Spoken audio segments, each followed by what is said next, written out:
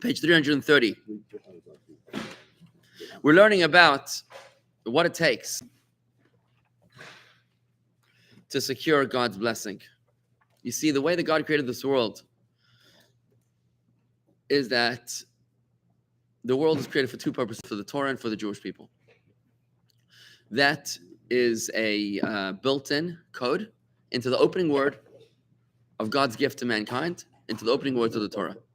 Bereshis, in the beginning, means two beginnings. Beis Reshis, two things were in the beginning. The world was created for two purposes, for the Torah and for the Jewish people. Now, walking around and denying your chosenness is not going to help anybody.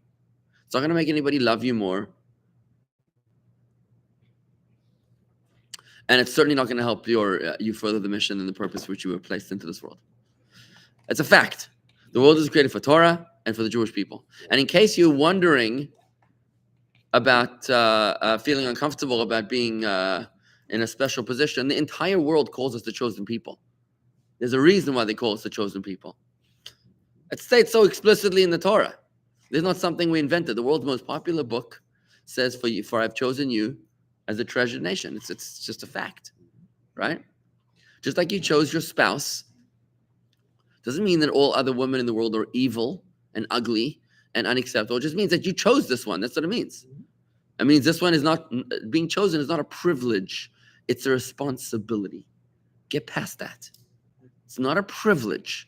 It's a responsibility. So instead of walking around strutting your feathers like a peacock, it's about putting the pedal to the metal and getting the job done. What is our job? Our job is to fulfill the Torah and illuminate the world with the light of Torah and mitzvahs. So here we are. We're analyzing this verse from Tehillim.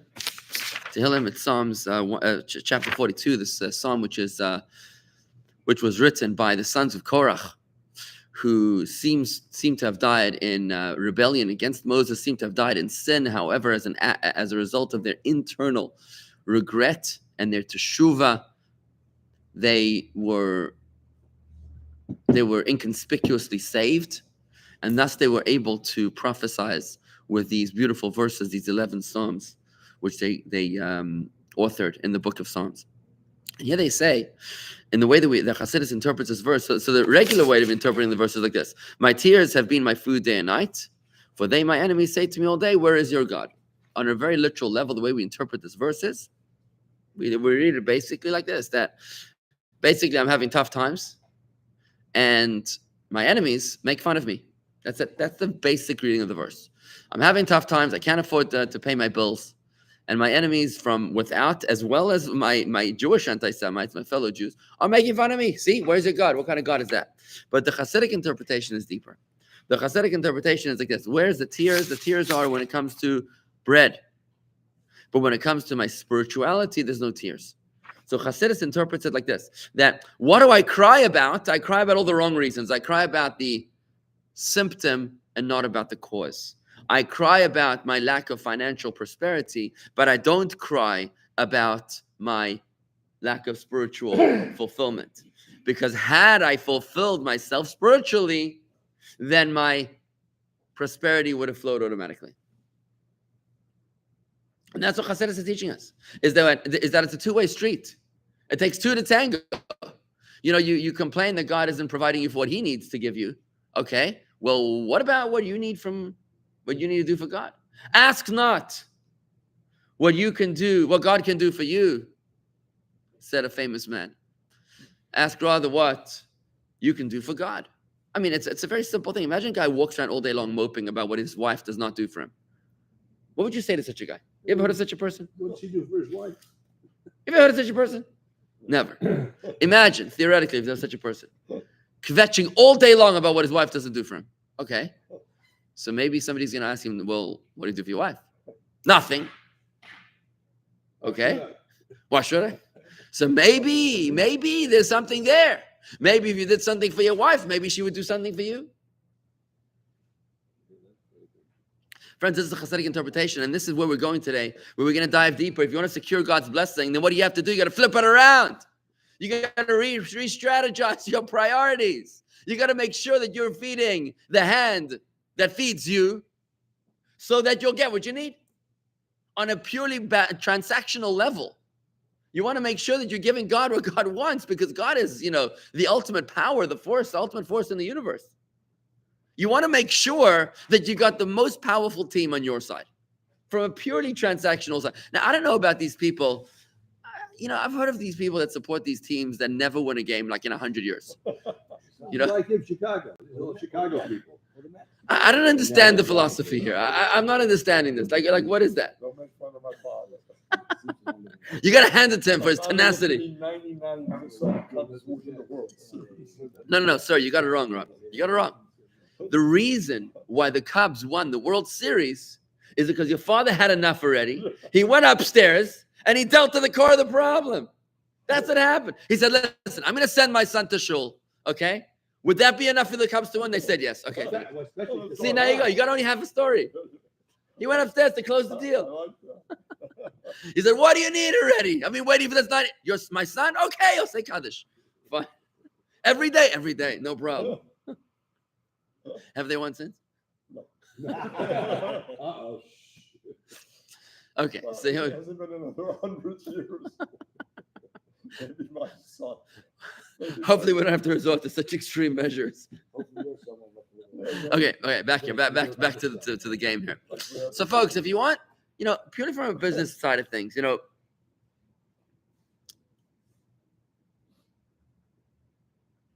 think that there are people that don't believe in God. I do think there are people that don't believe in God. But I don't believe, here's what I don't believe. This might be a little dramatic here. I don't believe that there are people who are objective intellectuals that don't believe in God. Objective intellectuals that don't believe in God. What that means, I guess. There are many people that are not intellectuals that don't believe in God, and that's totally fine with me. They're just not intellectuals. They don't think about much, These are people that rely on empirical evidence, so what they believe in, what they see, right? What they can touch, what they can feel, what they can see. That's what they believe in. Get it. No problem. They don't believe in God because they can't see God. I get it. They're not intellectuals. No problem. They don't squeeze the lemon like my Hebrew teacher would used to tell me. Okay. Then there are people that are intellectuals, but they're not objective. They're like, they're scientists with with a political spin, right? There are people that are intellectuals, but they have an axe to grind. So it doesn't suit their narrative to say that there is a God. So they'll find a way to prove there isn't one. But if somebody is an objective intellectual, I don't see how they could not believe. Well, you don't have an axe to grind. You're just an observer. You're coming in, and you're seeing a world of such intricacy. And you can't say that a world of such exquisite beauty and structure and majesty can happen by itself. I just don't understand. I don't believe that there are such people that are objective intellectuals that don't believe in a higher force, in a creator. Don't call it God. I understand. The word God is emotionally charged. In general, I do think that God should rebrand. I do think that God needs a new PR firm. Not really. I really think that. One day I'll have a meeting with God. I think I'm going to propose this. But really, I mean, the word God is emotionally triggering for people because, if there's a God, then where was the Holocaust? Okay, I get it. Understand? Fine. You got a lot of questions. If it wasn't for the Holocaust, your job we would have done so much. easier. Yeah. You got nothing to talk about. Yeah. Rabbi, do you believe that there are objective intellectuals who don't believe in Hashgacha practice and divine providence and Hashem's awareness of the world? So I was talking to an objective intellectual the other day, actually, as a developer. He told me that he believes in God. 100% he believes in God. He just doesn't believe that God maintains the world. I said it in my sermon. You weren't here. I said he tells me he believes that God created the world, but he doesn't do maintenance. So I said, so he's like you. He develops the property, but he doesn't maintain the property. He subcontracts that to a. There's no doctrine of perpetual. Yeah. I could see that. I could see that happening. Fine, no problem. I get it. But then you come back to that same question, which is why I was making fun of this developer, because I was saying to him, effectively, he understood exactly what I was saying. I was like, okay, so God is great enough to create the world, but he's not great enough to maintain the world, right? He's great enough to create the world, but he's not great enough to write a book. No way that God could ever have written a book. The reason they say that is it's really not because God can write a book. The reason they say that is not because they don't believe in God, but because they don't believe in themselves. They don't believe that they are worthy of having been written a book by God for them. That's what they don't believe, in my opinion. In any event, back to, I digress a little bit. What I'm saying is that if you if you are an objective intellectual and you are able to believe in a prior course of existence of this world, you'd want that prior course on your side, right? What's happening today? And I got a call yesterday from a national magazine, and they wanted to interview me about the spirituality of the inner debate within the Jewish community against JVP, Jewish Voice for Peace. Jewish Voice for Peace is basically a pro-Hamas group that is Jewish in name only. Only that J in their name makes them Jewish. The Jewish voice, it's really the voice for peace. It's like the voice pro-Hamas. I don't understand how that's voice for peace. It's voice for, destruction of Israel. But it's basically Jewish people that are so pathetic in their self-esteem, so pathetic in their belief of self-determination, so embarrassing in their own convictions that they don't believe that they have a right to exist. They actually don't believe they have a right to exist, and that's why they're marching pro-Hamas, because they believe that from the river to the sea, Palestine should be free. That's what they believe, right? And Israel should go away. It's a little difficult to, this is what happens when you don't have faith. When you don't have faith, you feel outnumbered by the Gentiles. You feel outgunned. You're clearly in the minority, and there absolutely must be something wrong with us. And that's why we have to change. We have to get out of our stubbornness, stop insisting that Jewish people have to survive, and just accept that other people say. But when you have faith, you realize it's very, very beautiful to have faith, because when you have faith, your struggles are validated. When you have faith, the Torah tells us, God says, listen, I'm going to make it damn difficult for you. And that's part of the plan. You're like, okay, that's part of the plan. This is part of the journey that we're on. And it's okay. That's the way it's meant to be. So instead of feeling insecure about our struggles, we actually feel pretty secure about them. We're like, okay, this is the way it's meant to be. Now, it's not pleasant.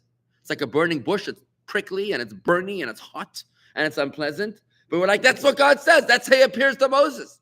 He appears to Moses in his very first vision. He says, look, nobody wants to get close to a burning thorn bush. Whichever way, you're going to get hurt. But this is who I am, says God. I shall be. No, it doesn't say I am who I am. He doesn't say that. He doesn't say I am who I am. That's a bad translation of the King James version of the Bible. People didn't speak English, Hebrew, or both. It's I shall be what I shall be. The most enigmatic name of God. When Moses asks God what his name is, he says, I shall be what I shall be, which basically means future tense. It basically means you will have no idea how to answer this question. When he asks him, what's your name? He means, what's your nature? What's your character? Can you explain to me, if you're the God of the Hebrews, why they're suffering so much? And he says, future tense. That's basically the answer. And by the way, in case you think that this is the last time it's going to happen, not happening. So Moses is like, okay, just don't tell us about the future problems, one at a time. That's how Moses responds. I mean, to be a Jew means you're going to have to suffer, but you're going to win in the end. It's a shver. It's shver zaniya. Yeah. Mm-hmm. Now, the believer doesn't get stressed out, doesn't lose his faith because he has troubles. The believer says that's part of the plan. Like I said yesterday, when it feels like life is caving in on you and it's so dark that you can't see and you feel like you're being buried, you're actually being planted. Now, that's a big statement. That's a very big statement, because if you have superficial, short-term perception, it feels like it's the end of the world. But the believer knows the name of God is, hey, yeah, I shall be. I shall be in the future. He understands that the current troubles are for a longer purpose, or for a later purpose, a future purpose. That's the bottom line. Let's take a look at what is the Jewish approach supposed to be. The opposite is supposed to be the approach. The opposite, where you're supposed to cry not over the symptom, but over the cause. You're supposed to get stressed out, not over the lack of financial prosperity. You're supposed to get stressed out over the lack of spiritual engagement. And when you do that, when you worry about your spiritual engagement, then everything else will flow on its own. Good morning to Corey and Fran And Michael, good morning, and Lauren as well. Shalom Aleichem, and to the other 4 viewers that are anonymous. Okay, as well as to the later viewers that are going to join us later. Okay, so middle page 331. Truly, the opposite should be the case. One is not to worry about material matters. It is only necessary to make a vessel for God's blessing. And as the verse says, God shall bless you in all that you do. God, who is the provider of sustenance to all creatures, will see to it that the vessel a person provides is filled with blessing and success. What is the role of man? Man must surely be must merely be sure that the vessel he makes of obtaining sustenance is pure according to the Torah, i.e., that Shabbos is properly observed, and his business is conducted without deceit or chicanery. I can't even pronounce this word. I don't even know what it is. Chicanery. That's you got it. Oh, it's like chic. It's chic to be. No, it's chicanery. No, chicanery. So you got to be make sure that your business is conducted without deceit or chicanery, without games, right? When the vessel is pure, God provides his blessing in abundance. Guys, what a beautiful, beautiful statement that is. When the vessel is pure, God provides his blessing in abundance. You know, I had a problem the other day. What was it? Which appliance in my house cut out, stopped working? There was some appliance in my house that stopped working. I'm trying to think what it was. I can't remember what it was. Some appliance in my house stopped working.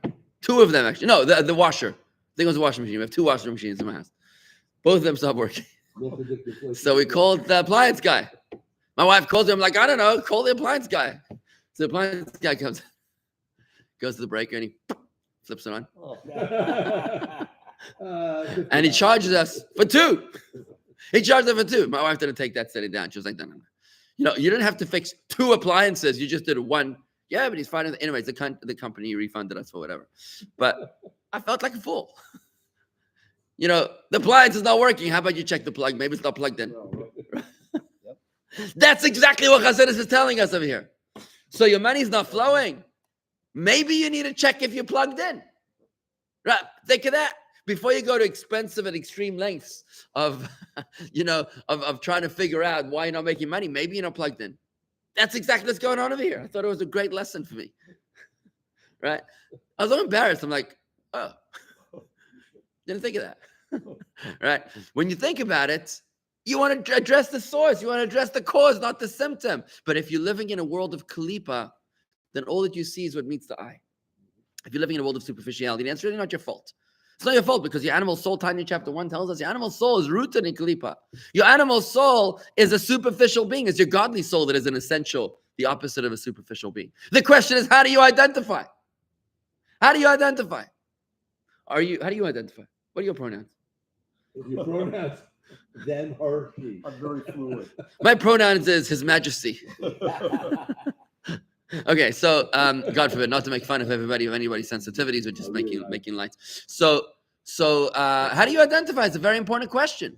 Do you identify as a animal soul, or do you identify as a godly soul? If you identify as an animal soul, then death is a very traumatic experience, because the animal soul doesn't really go past death. But if you identify as a godly soul, then death is it's actually a liberating transition, because the godly soul is no longer stuck in this bag called the human body. Yeah. Why am I insulting bodies now? Is it he, she, her, them? This is he and she, right? But what I'm saying is, now think about it. What is a Jew? What is a Jew? A Jew is a Moses and a Sinwar stuck into one bag. Think about it. Taking Moses and Sinwar and stuffing them together and get along. It's a very unpleasant experience. So death for the godly soul is actually a liberating experience, because it's like, I'm free from this shmend that I kind of have to fight with all the time, right? The question is how you identify, and that's why the cemetery's got 2 names in Hebrew. It's called the house of death, and it's called the house of life. Beit HaKvarot, and it's called Beit HaChaim. Why does the same thing have 2 opposite names? Because it depends on how you identify. So if you identify as an animal soul, then all you're going to see is superficiality around you. You're going to see the troubles and the problems and the issues around you. You'll worry about the symptoms, and you'll never look into the cause. But if you identify with your godly soul, what's going to happen is you're going to say, okay, there's a symptom, but maybe there's a deeper cause, because you're rooted in not in superficiality of godliness, the superficial energy of godliness, but in the essence of godliness, and you'll look at the cause. I find that the more people affiliated with Chabad, the more that they are able to go through that, moving that needle away from defining themselves through their bodies and their physical and their financial tax bracket and their car, and they're able to identify themselves as Jews, regardless of the car, regardless of how much money they have, regardless of what their profession was or is. When they come to Chabad, they get that dignity. On the Bima, there's no doctor, this professor, that, whatever. On the Bima, it's Moshe ben Tadras Alevi, and that's it. You know, it's your name, your mother, your father's name, and done. We're all the same. It's a great equalizer because we're all part of the same godly soul. So here, this is what Chassidus is teaching us today. It's such a beautiful, magnificent concept that if you want to secure God's blessing, then make sure that you're doing your part of the deal, right? Cry not over the bread, but cry over the where is your God. So if we read this verse again on page 327, this is how you'd read it. Haysa li Dimasi lechem yemam v'layla. My tears have been my food day and night. Question mark. I'm gonna put in a question mark. If that's what you're saying, if you're crying, because there's no punctuation in Torah. If you're crying over bread, over your symptom, question mark, for they my enemies say to me all day, where is your God? Then where is your God? If you're worrying only about the symptom, then you're overlooking and ignoring the cause. And what do you expect? Where's your blessing going to come from? By the way, quick reminder here.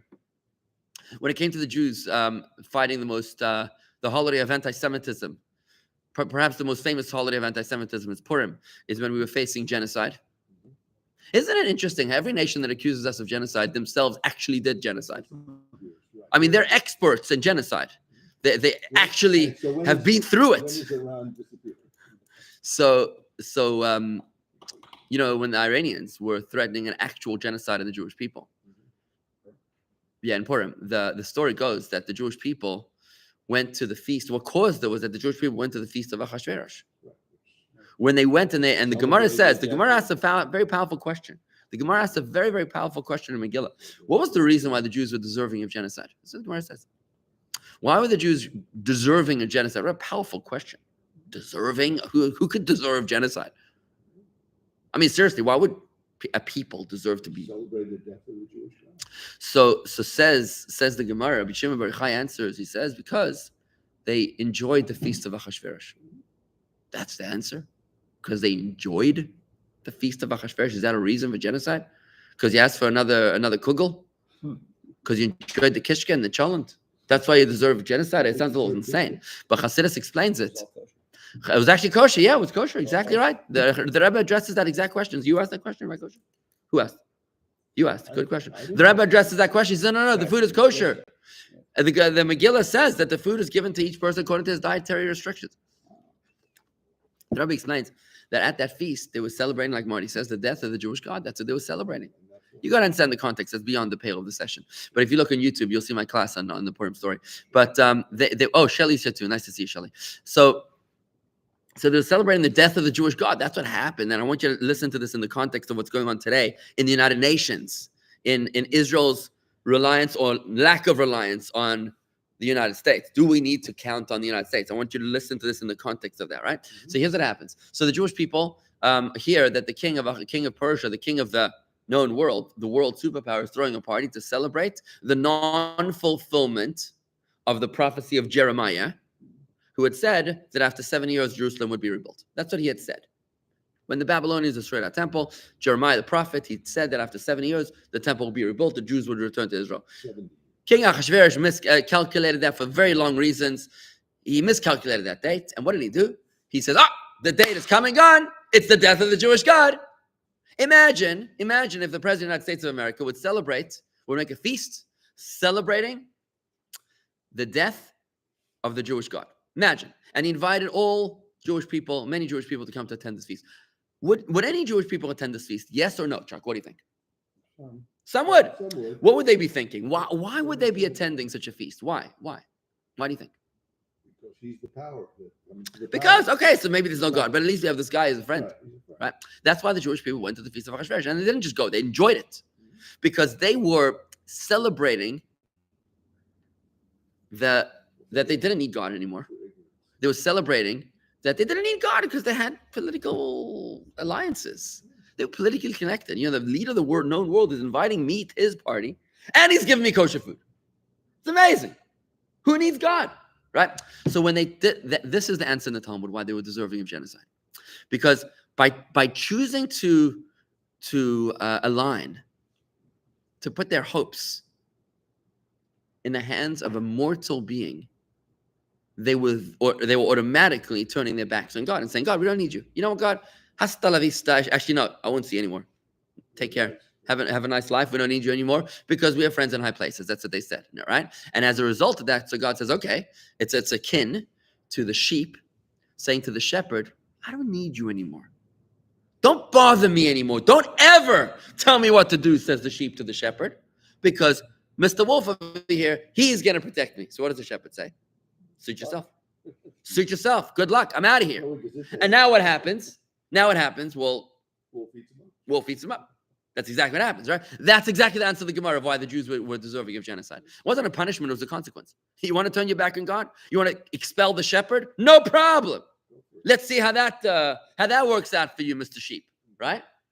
And that's why the Jews were deserving of genocide. That's a great analogy. That's a fantastic. Which one, the shepherd? Yeah, You should know I did not make it up. why? I'm serious. No, you should know. It is a beautiful analogy. It comes from Chassidus. No, it doesn't come from Chassidus. It comes from the Gemara. The Gemara talks about the Jewish people being a sheep surrounded by 70 wolves. Anyways, good. But now, back to what's going on today. Are the Jewish people the sheep, and we're surrounded by 70 wolves? We know that. Left our own devices, the wolves would eat us up alive. We know that. I mean, Israel's literally on fire right now. Literally on fire in the north and the south. And we're getting rockets. And who is, from every direction. And who is the one that is the aggressor?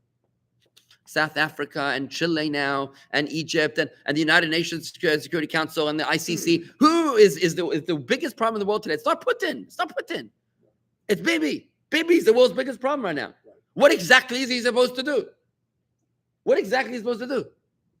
Don't know. Just die. That's what they wanted to do, right? So we are surrounded by 70 wolves. There's no doubt. Bloodthirsty wolves.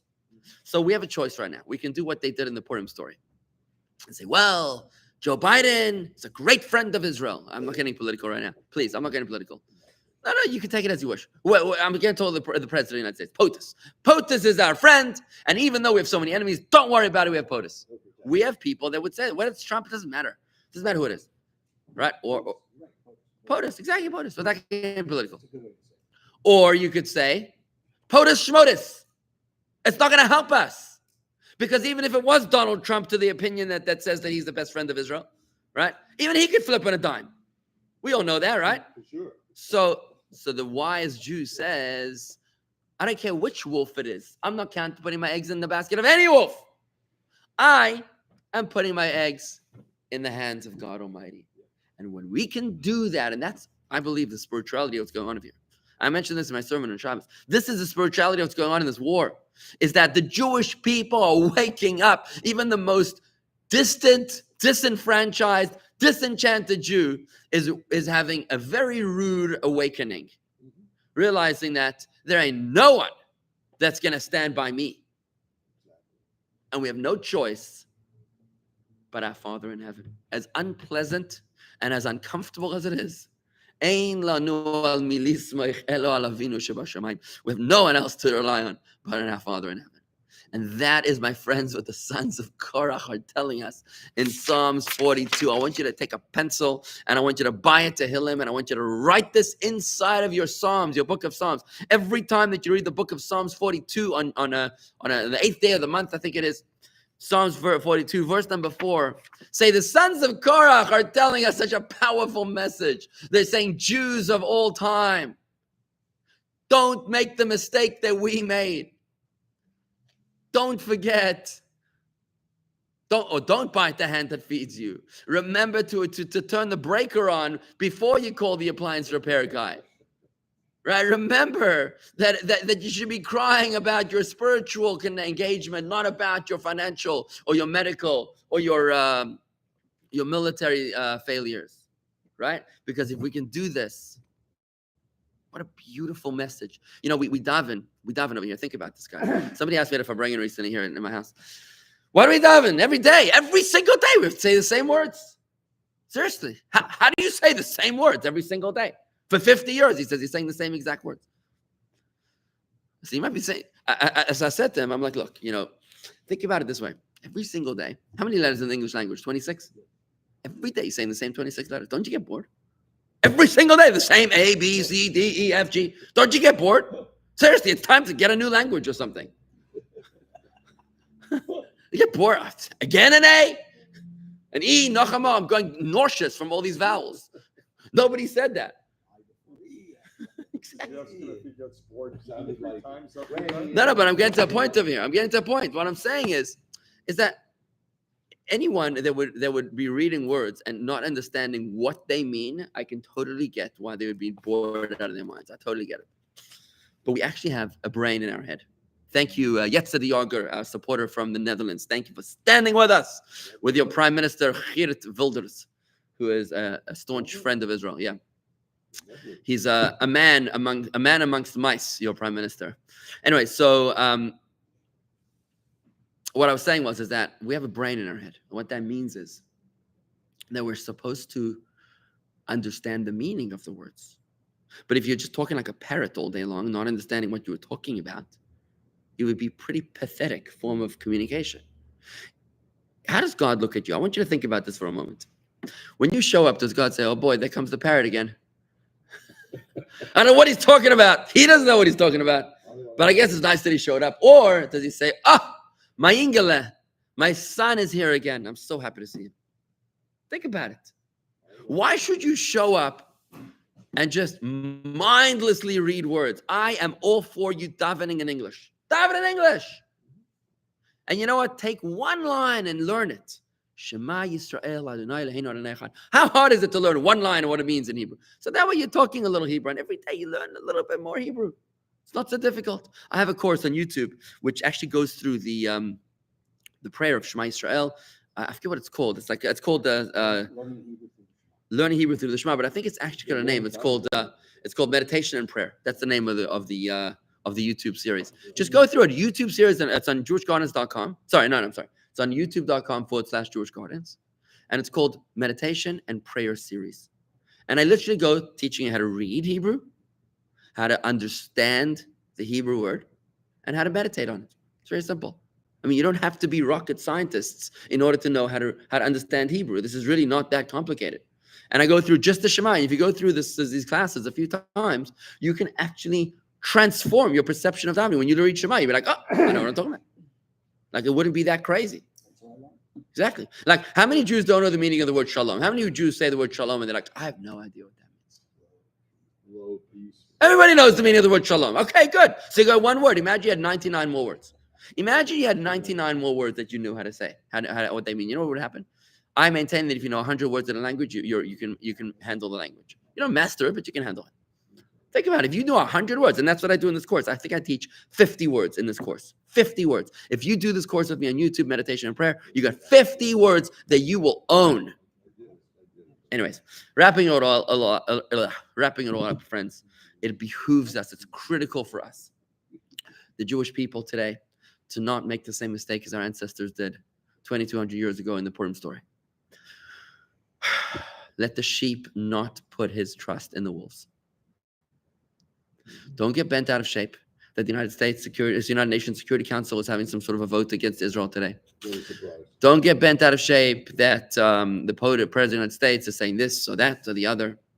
Don't put your hope in saying, if we could only wait 7 months until the next election, then everything will be right. Baba Meises. We say in Yiddish, a nechtiger Tag. You know what that means, a nechtiger Tag? No, a nechtiger Tag means a day that is as bright as night. A nechtiger, a night day, a nighttime day. What that means ain't ever going to happen. That's what it means. Don't get excited. Yeah, because in 7 months in the election, if we could only make it to the election, then it would be fine. Right. Tell that to the Marines. Never going to happen. There's only our Father in heaven. Let's put our trust in Hashem. Let's cry not over the military failures. Let's not cry over the Hamas and the Hezbollah and Iran and the Houthis and the Iraqis and every other newest anti-Semite. Do you know that Pakistan just displaced 2 million Muslims? Yeah, Pakistan the other day they just uprooted 2 million Muslims, the size of the population of Gaza, and they committed a war crime. They moved them to Afghanistan. You know, they've been fighting Pakistan, Afghanistan. You saw the marches? No. No, you didn't see the marches? Neither did I. Because nobody cares. Nobody cares. Nobody. You know, they couldn't give two hoots. Muslims couldn't give. Yes, Pakistan. There's different kinds of Muslims. There's Shiites, Sunnis. They couldn't give two hoots to Muslims about each other. Nobody cares about the Palestinians. If the Arabs cared about the Palestinians, you know what they would do? They'd take him in. In Gaza, they'd bring him into Egypt. In the West Bank, they'd bring him into Jordan. In the north of Israel, they would take him into Syria, into Lebanon. They couldn't care less. They love seeing the suffering of the Palestinians. Why? Because it justifies, it fuels the fire of their anti-Semitism, of their anti-Zionism, of their anti-Jewish stance. Right? Why am I saying that? I have no idea. But but he's on a roll. it was cool. Yeah, I'm on a roll. Anyways, back here. So back to business, guys. Bottom line is, let's not get nervous out of what's going on in Israel. This is a wake-up call. Wake up. You know, when you wake up in the morning and your alarm is ringing, instead of throwing a brick at your alarm, get up, wash your hands, and have a cup of coffee. The Houthis and the Hamas and the Hezbollah, all these H's, they're all alarm clocks. That's what they are. They're sent to us by God. I know this is difficult, guys. I know this is difficult to accept. They're sent to us by God to wake us up. Because nothing else woke us up. For 75 years, God is being so good to us. He was being so good to us. Think about this. He took this tiny little incy-weensy country called Israel, and he made her have like the third best military in the world. Makes no sense. The second best economy, I think, in the world. The highest level of scientists per capita, the highest level of Nobel prizes and patents and computers per capita. I mean, we were like flying, and we said for 75 years, we said, we are such geniuses. That's what we said. And God is like, seriously, he couldn't get our attention. We were so stuck up in our super narcissism that we couldn't see beyond our own little tiny space. So God says, I'm going to have to shake your world up so you can notice me. And boy, did we get a wake-up call. The altar l'tshuva, the altar l'geula, says the Frierdiker Rebbe. This is the Frierdiker Rebbe. Here he is. He says, the altar l'tshuva, the altar l'geula. Immediate repentance will bring immediate redemption. We are at the threshold of redemption. Mashiach is moments away from us. Moments. It can happen right now. It can happen before 9:30. It can happen before 9:18 a.m. on this Tuesday morning in June of 2024. Mashiach is ready. He's ready to come. What it depends on is you and I having the courage to have a change of heart. To say, God Almighty, you're right. And I'm wrong. Just like Pharaoh said. Just like David said. And if we can do that today in 2024, we'll reach that teshuvah to say, God, I am yours 100%. That's what's going to bring the redemption. Thank you very much.